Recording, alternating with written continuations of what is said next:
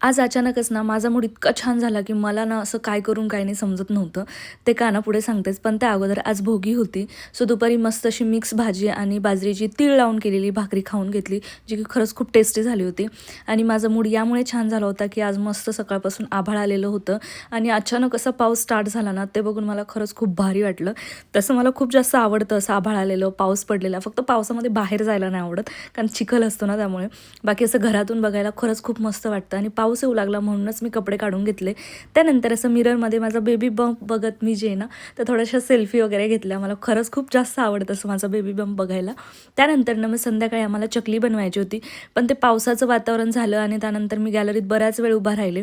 त्यामुळे आम्हाला ही चकली बनवायला थोडंसं लेट झालं आणि मग मस्त इथे मी आईला बसल्या-बसल्या चकली बनवून दिली आणि त्यानंतर ना आईनी चकल्या तळल्या सगळ्या आणि एवढं छान वातावरण, त्यात मस्त गरम-गरम चकली. आहा! आजचा दिवस खरंच खूप मस्त गेला माझा.